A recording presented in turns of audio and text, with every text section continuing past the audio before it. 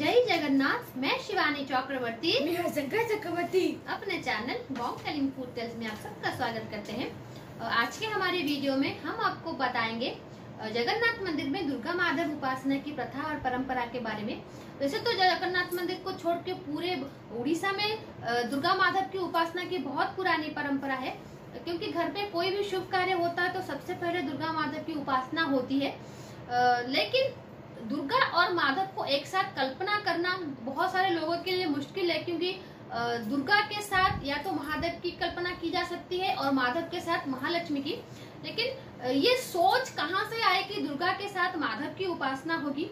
आप सबको पता है कि जो जगन्नाथ मंदिर है वो शक्ति का भी बहुत बड़ा उपासना का केंद्र है सदियों से, और भगवान नारायण का भी उपासना का केंद्र है सदियों से। और जब नारायण को माँ लक्ष्मी जी के साथ पूजा की जाती है तो वहाँ पर वो जगन्नाथ के रूप में पूजा पाते हैं, और जब उन्हें विमला माँ के साथ पूजा की जाती है तो उन्हें भैरव के रूप में पूजा की जाती है, और वो वामाचार में वो पूजा होती है। लेकिन दुर्गा और माधव जब एक साथ आते हैं तब माधव भैरव नहीं होते, वो माधव के रूप में ही पूजा होते हैं। और इसकी वजह यह है क्योंकि सदियों से जो समाज था वो बटा हुआ था। लोग शैव थे, शाक्त थे और वैष्णव थे। जो शिव की उपासना करते थे वो दुर्गा की तो उपासना करते थे, लेकिन वो विष्णु की उपासना नहीं करते थे। और जो भगवान विष्णु की उपासना करते थे, जो वैष्णव थे, वो ना तो शिव की उपासना करते थे और ना ही शक्ति की उपासना करते थे। लेकिन जो जगन्नाथ मंदिर है, जैसा मैंने कहा कि वो भगवान विष्णु का भी उपासना केंद्र है और माँ शक्ति का भी उपासना केंद्र है। तो दोनों मत को मानने वाले लोग यहाँ पर आते थे पूजा करने, इसलिए बहुत पुराने टाइम की मैं बात कर रही हूँ। तो ऐसा मानना है कि पूजा को लेकर वहाँ पे कोई ऐसा द्वंद्व शुरू हुआ होगा जिसको समाप्त करने के लिए दुर्गा और माधव की एक साथ पूजा करने की कल्पना की गई होगी, परिकल्पना की गई होगी। तो इसका तो कोई इस तरीके से कोई मतलब कहीं पर लिखा हुआ नहीं है। लेकिन जब से जगन्नाथ मंदिर है तब से वहाँ पर दुर्गा माधव की पूजा होती आ रही है, और कथा कहानियां तो बहुत सारे हैं जिसको लोग कहते हैं। लेकिन दुर्गा माधव की एक साथ पूजा करने की सबसे बड़ी वजह है, और ये पूजा आश्विन मास में होती है। जैसा मैंने कहा, दुर्गा माधव की एक साथ पूजा करने की सबसे बड़ी वजह ये है क्योंकि आश्विन मास की जो शुक्ल पक्ष की जो अष्टमी होती है, जिसको हम दुर्गाष्टमी के नाम से जानते हैं, उसी दिन माँ दुर्गा ने महिषासुर को वध किया था।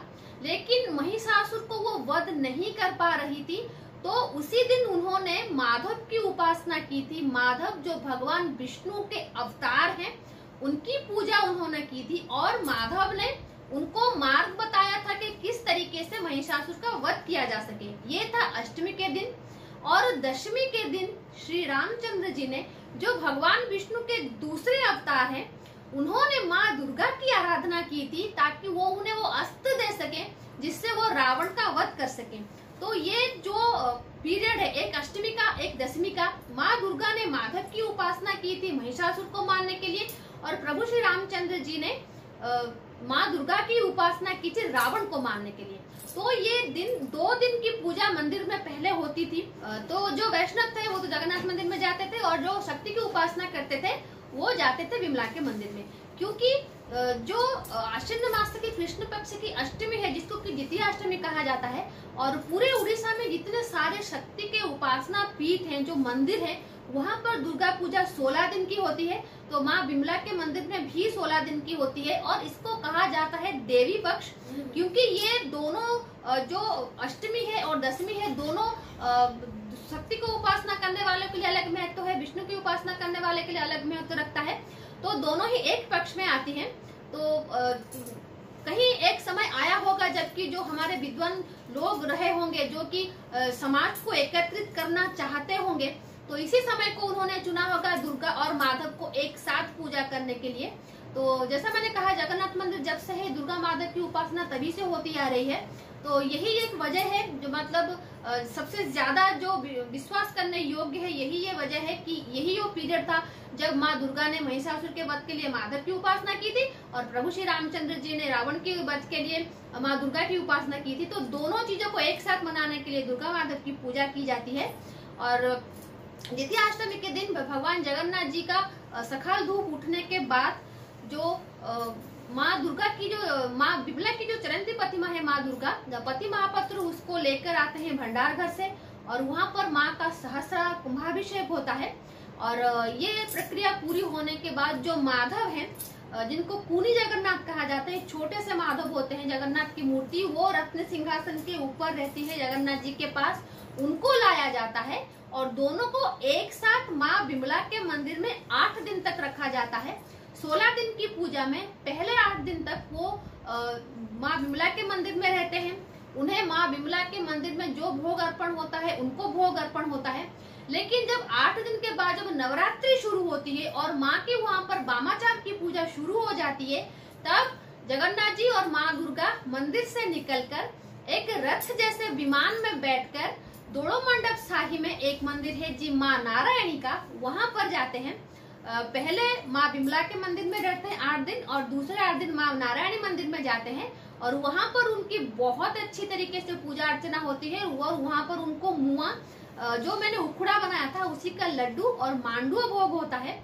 और इस भोग को बनाने वाले जो सेवायत होती हैं उनके घर की औरतें ही बनाएंगी, मतलब जो लड़कियां होती हैं उनके घर में वो इस भोग को हाथ नहीं लगाती। अगर वो उस भोग को हाथ लगाएंगी, चाहे वो विवाहित हो या फिर अविवाहित हो, वो भोग खराब हो जाता है और भोग लगने के योग्य नहीं रहता। इसीलिए मतलब बहुत चार विचार के साथ तो भोग बनाना पड़ता है। वो भोग दुर्गा माधव को भोग लगता है। जो थंबनेल में मैंने दिया है जिस फोटो को, वही है पूनी जगन्नाथ, मतलब वो जगन्नाथ मंदिर के रत्न सिंहासन पर रहते हैं माधव के रूप में वो मूर्ति। और जो साइड में जो मूर्ति है माँ दुर्गा की, वो माँ बिमला की चलंती प्रतिमा है। तो वहां पर वो 8 दिन रहते हैं। और जब विजयादशमी आती है, और यहाँ पर मैं दशमी कह दूं, मंदिर की जो दशमी होती है वो पंडाल की दशमी के पहले दिन आती है। मतलब नवरात्रि के जो पहला दिन होता है मंदिर में वो दूसरा दिन होता है, नवरात्रि का जो अष्टमी होता है मंदिर में वो नवमी होती है। तो हर पीठों में एक एक दिन पहले आता है और जो पंडाल होते हैं या फिर घर में पूजा होती है वो एक एक दिन बाद आती है।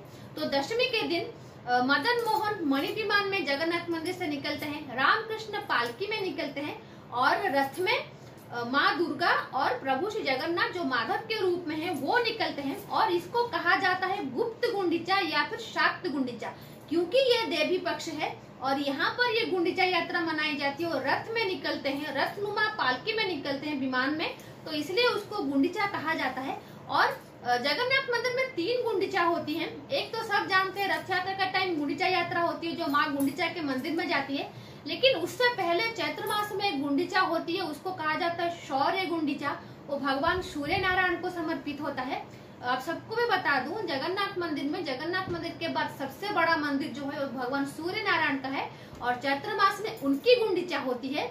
और एक आषाढ़ में होता है जिसको आप सब रथ यात्रा के नाम से जानते हैं। और जो तीसरी गुंडीचा होती है ये शाक्त गुंडीचा होती है, क्योंकि ये देवी पक्ष में पड़ती है तो इसलिए इसको शाक्त गुंडीचा या फिर गुप्त गुंडीचा कहा जाता है। और विजयादशमी के दिन जैसा मैंने कहा कि मदन मोहन, रामकृष्ण और दुर्गा माधव सब जाते हैं जगन्नाथ बल्लभ मठ में। वहां पर उनकी पूजा होती है, आरती होती है, भोग लगाया जाता है, विधिवत वहां पे जो भी प्रक्रिया होती है वो संपन्न होती है। उसके बाद वो जगन्नाथ मंदिर में वापस से प्रत्यावर्तन करते हैं दशमी के दिन। और यहाँ पर मैं एक बात बता दूं कि माधव को यहाँ पर भैरव के रूप में नहीं पूजा की जाती है, माधव को यहाँ पर माधव के रूप में पूजा की जाती है। भले ही माँ दुर्गा माँ बिमला की चलंती प्रतिमा के रूप में आते हैं और माधव रत्न सिंहासन पे आते हैं जगन्नाथ जी के प्रतिनिधि के रूप में, लेकिन वो यहाँ पर भैरव नहीं होते और ना ही वो पुरुष होते हैं। बहुत सारे लोग कहते हैं दुर्गा माधव की उपासना पुरुष और प्रकृति की उपासना होती है। ये बिल्कुल गलत है। पुरुष और प्रकृति की उपासना तभी होगी जब आप शिव और शक्ति की उपासना करेंगे। और यहाँ पर माधव जो होते हैं माँ दुर्गा के भाई होते हैं और माधव के रूप में ही होते हैं, भगवान विष्णु के अवतार के रूप में होते हैं। यहाँ पर भगवान माधव को भैरव के रूप में पूजा नहीं की जाती। और जो लोग कहते हैं कि पुरुष और प्रकृति की पूजा है या फिर भैरव के रूप में बाहर आते हैं, बिल्कुल गलत बात है। वो माधव के रूप में ही आते हैं और माधव भगवान कृष्ण है, कृष्ण को भी माधव कहा जाता है, भगवान विष्णु के अवतार हैं। तो ये पुरुष और प्रकृति की पूजा नहीं है, एक तरीके से भाई और बहन है। और जो विद्वान लोग थे, पंडित लोग थे, वो समाज को एकत्रित करने के लिए जो समाज बटा हुआ था, शैव, शाक्त, वैष्णव, बौद्ध, जो इस तरीके से बंटा हुआ था, तो उन सबको एक साथ लाने के लिए इस पूजा की शुरुआत हुई है। और ये बहुत पुरानी पूजा है, जब से जगन्नाथ मंदिर है शायद उसी वक्त से ये पूजा की जाती है, क्योंकि कहीं पर नहीं लिखा है कि कितना पुराना है ये पूजा। तो ये थी दुर्गा माधव उपासना की छोटी सी जानकारी। आई होप ये आपको अच्छा लगा होगा। नेक्स्ट वीडियो में हम आपको बताएंगे जो माँ बिमला की षोडशोपचार पूजा होती है, सहस्त्र कुंभाभिषेक के पूजा के वक्त जो 16 दिन की पूजा होती है, उनमें मंदिर में किस तरीके से पूजा होती है, और जो पशु बलि दी जाती है वो एक्चुअली किसको दी जाती है, आमिष का जो प्रसाद लगता है वो किसको लगता है, माँ बिमला को लगता है या फिर और किसी को लगता है, उसके बारे में हम आपको जानकारी देंगे। और कुछ रेसिपीज भी हम बनाएंगे जो नवरात्रि से रिलेटेड होंगी। समय मुझे नहीं मिल पा रहा है, वजह मैंने आपको बताई थी। आई होप मैं समय निकाल के थोड़ी सी कुछ बना के आपके साथ शेयर कर सकूं। आई होप आज का ये वीडियो आपको अच्छा लगा होगा। तो आज के लिए इतना ही, रहते हैं। जय जगन्नाथ, जय माता।